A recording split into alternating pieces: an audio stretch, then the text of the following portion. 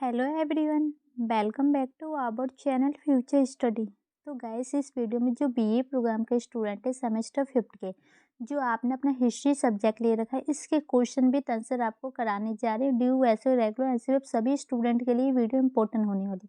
अगर किसी भी स्टूडेंट को इस पीडीएफ को परचेज करना है तो आप हमें व्हाट्सएप नंबर पर मैसेज कर सकते हैं। आपको सिर्फ ही 50 रुपये में पीडीएफ को सेंड कर दिया जाएगा, जिसमें most important 18 question with answer आपके हर चैप्टर से 1 से 2, 2 से 3 क्वेश्चन लिए गए, जिसमें से 18 क्वेश्चन बनते हैं। तो आपके इसमें पता ही है, आपको 6 यूनिट है, इसके अकॉर्डिंग आप समझ सकते हैं 1 यूनिट से 3 क्वेश्चन है, जिसमें से 1 क्वेश्चन तो कन्फर्म ही आएगा। तो ये 18 क्वेश्चन में से जो 8 क्वेश्चन आपके पेपर में देखने को जरूर मिलेगा, जिसमें से आपको 4 या 5 क्वेश्चन ही अटेंड करने होंगे। ठीक है, तो किसी भी स्टूडेंट को चाहिए तो व्हाट्सएप पर मैसेज करेगा। इससे पहले की जो हमने क्लासेस कराई थी फर्स्ट एंड सेकंड, उसमें हमने आपको फर्स्ट में आपको 18 क्वेश्चन बताए थे कि क्वेश्चन क्या क्या है, पेपर में किस टाइप से पूछे जाते हैं, और प्लस ये वाला क्वेश्चन हमने एक्सप्लेन किया था आपको क्लासेस फर्स्ट में।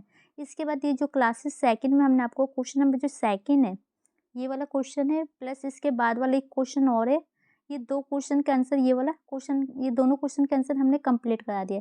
इस वीडियो में जो हम नेक्स्ट क्वेश्चन कराने जा रहे हैं, जो आपके यूनिट सेकंड के अकॉर्डिंग हमने लिया है, तो देखिएगा जो क्लासेस फर्स्ट सेकंड में हमने 3 क्वेश्चन कराए हैं, उसमें से एक क्वेश्चन आपके पेपर में जरूर आएगा। तो आप वीडियो को देख लीजिएगा, लिंक आपको डिस्क्रिप्शन बॉक्स में मिल जाएगा। तो जो यूनिट सेकंड का क्वेश्चन नंबर 4 अभी तक हमने नहीं कराया है, तो हम इसमें क्वेश्चन नंबर जो 5 एंड 6 कराएंगे। तो ये क्वेश्चन नंबर 5 आपके सामने है। इसके बाद जो क्वेश्चन नंबर 6 है, ये वाला है।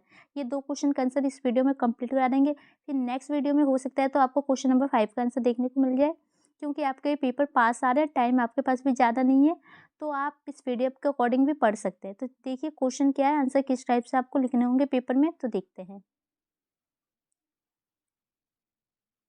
सबसे पहले देखिए क्वेश्चन, फ्रांसीसी क्रांति के दौरान महिलाओं की भूमिका का आलोचनात्मक विश्लेषण करें।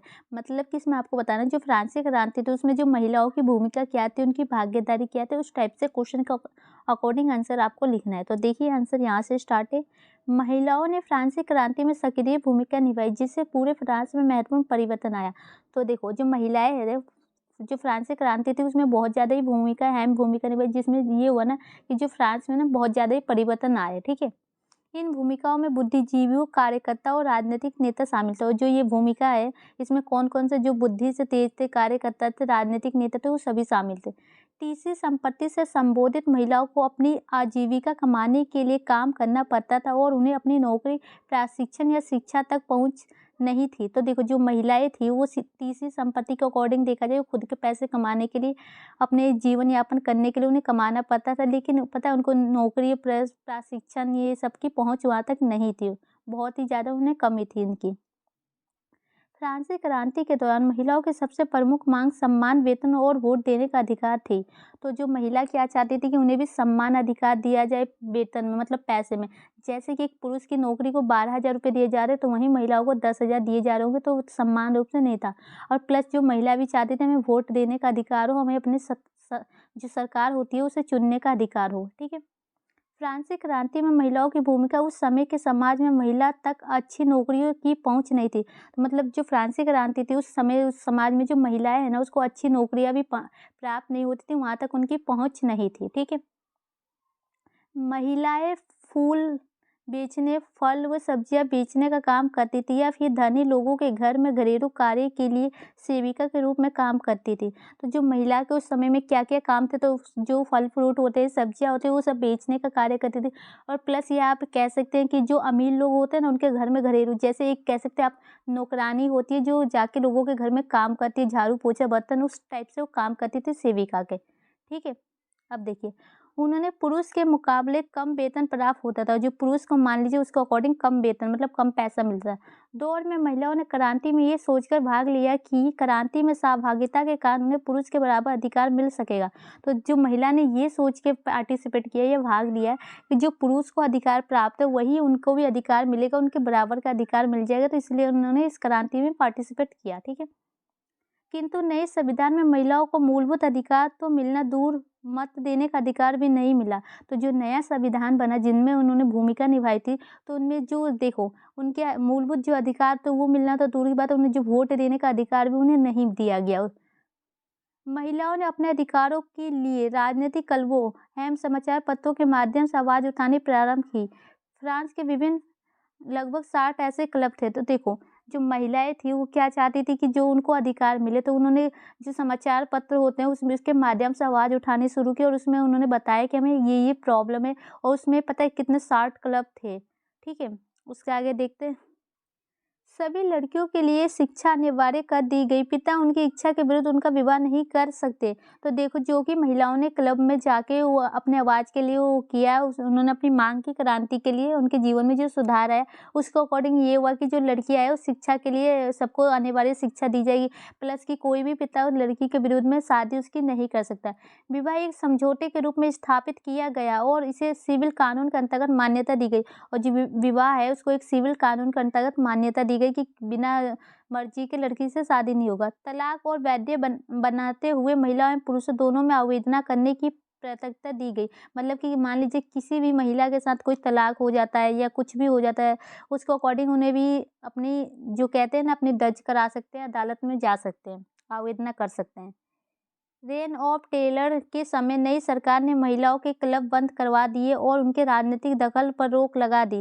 तो जो ये सरकार बनी इसने क्या किया, तो सबसे पहले इसका क्लब बंद कराया महिलाओं के, फिर इसकी जो राजनीति में पार्टिसिपेट थी ना उसको दखल अंदाजी को बंद कर दिया। कई प्रभावी महिला राजनीतिकों के गिरफ्तार कर सजा दे गई। तो मतलब कि जो राजनीतिक में गिरफ्तार भी किया गया उनको सजा भी दी गई। अतः फ्रांस में 1946 में महिला को मताधिकार मिला। तो जो फ्रांस में 1946 में जाके जो महिलाओं को वोट देने का अधिकार प्राप्त हुआ आखिरकार।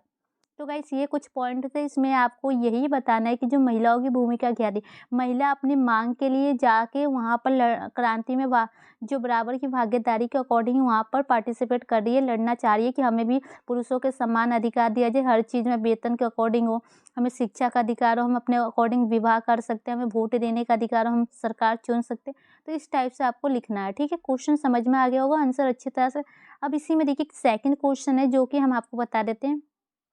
फ्रांस की क्रांति के दौरान फ्रांस के महत्वपूर्ण नारीवादियों पर एक संक्षिप्त नोट लिखें। मतलब कि जो फ्रांस की जो क्रांति थी ना उसमें जो नारीवादी की भूमिका क्या थी उसके अकॉर्डिंग आपको इसमें बताना। जैसे ऊपर महिलाओं की बताई उसी टाइप से नारीवादी के अकॉर्डिंग देखिए। तो यहाँ थे फ्रांस में नारीवाद। फ्रांस में नारीवाद विचारों और आंदोलन का इतिहास है। फ्रांस में नारीवाद को मोटे तौर पर 3 लहरों में विभाजित किया जा सकता है। तो जो नारीवादी का जो फ्रांस में फैला हुआ है उसे 3 तरीके से हम विभाजित कर सकते हैं।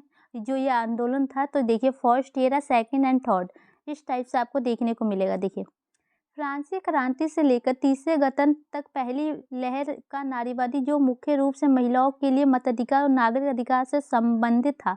तो जो पहला उनका लहर क्या था, पहला वो क्या चाहते थे कि हमें स्वतंत्र रूप से हमें अधिकार मिले, नागरिक अधिकार मिले, प्लस उन्हें वोट देने का मत अधिकार उन्हें प्राप्त हो। तो ये पहली जो महिलाओं की वो थी, ये पहली मांग, उनकी भूमिका कह सकते हैं आप। ठीक है, सेकंड देखिए इसी का 1948 की फ्रांसीसी क्रांति और पेरिस के क्रांतिकारी आंदोलन ने महत्वपूर्ण योगदान मिला, जिनकी परिणति 1944 में हुई जब महिलाओं को वोट देने का अधिकार प्राप्त हुआ। तो 1900 कह रहे हैं यहाँ 1848 में जो इनकी क्रांति को आंदोलन में योगदान मिला, प्लस जो 1944 में जो महिलाओं चाहती थी ना वोट देने का अधिकार उन्हें प्राप्त हो गया। इसके बाद देखिए दूसरी लहर का नारीवाद 1940 के दशक में समाज में महिला की भूमिका के पुनर्मूल्यांकन के रूप में शुरू हुआ। तो सेकंड कब था, तो 1940 में इसमें महिलाओं की जो भूमिका के अकॉर्डिंग देखा गया, जिसमें पुरुष के समान राजनीतिक स्थिति के बावजूद समाज में महिला के साथ कमतर व्यवहार को शामिल किया गया। तो जो महिला थी और पुरुष थे उनके जो व्यवहार के अकॉर्डिंग इसमें शामिल किया गया था। ठीक है, इसके आगे देखिए सिद्धांतकर्ताओं द्वारा आगामी दूसरी लहर नारीवादी फ्रांस में मई 1968 की घटना के पहले और उनके बाद सामाजिक उथल-पुथल के भीतर एक महत्वपूर्ण धारणा थी। तो जो दूसरी लहर के अकॉर्डिंग इसमें हुआ था, जो कि सामाजिक के अकॉर्डिंग उनकी ऊंची-नीची की जो होते हैं ना उथल-पुथल, वो उसकी महत्वपूर्ण धारणा थी। राजनीतिक लक्ष्यों में गर्भपात और जन्म निरंतर तक पहुंचने विधि के माध्यम से महिलाओं के लिए बढ़ी हुई शारीरिक स्वायत्तता की गारंटी शामिल की। तो जो कि गर्भपात होता है, जैसे कि महिला को जो बच्चे जन्म करने के समय से लेकर जो भी उनको समस्या होती है शारीरिक, उन सबकी गारंटी शामिल की गई है। ठीक है, इसका थर्ड पॉइंट है 2000 के दशक से तीसरी लहर का नारीवादी दूसरी लहर की विरासत को जारी रखता है, जबकि उत्तर औपनिवेशिक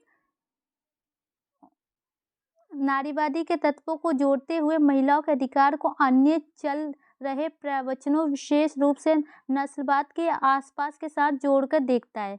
तो देखिए इसमें बताया जा रहा है कि 2000 का जो दशक था उसमें के अकॉर्डिंग ये जो विरासत की लहर के अकॉर्डिंग जारी किया गया। इसमें जो आपके उत्तर औपनिवेशिक जो नारीवादी के तत्व होते हैं ना, उनसे वो जोड़ता है महिलाओं को, और जो उनके अधिकारों के अकॉर्डिंग इसमें बात करता है और नस्लवाद के आसपास के साथों को जोड़ता है। तो गाइस फाइनली ये क्वेश्चन खत्म हो चुका है। अब आपकी नेक्स्ट वीडियो में क्वेश्चन नंबर नेक्स्ट करा जो आपका 7 है, या क्वेश्चन जो 5 बच गए वो करा देंगे, या इसके बाद जो बाकी के क्वेश्चन है उसके अकॉर्डिंग हम वीडियो अपलोड कर देंगे। तो वीडियो अच्छी लगे तो लाइक शेयर कीजिएगा। किसी भी स्टूडेंट को वीडियो को परचेज करना है व्हाट्सएप पर मैसेज कीजिए। Thank you.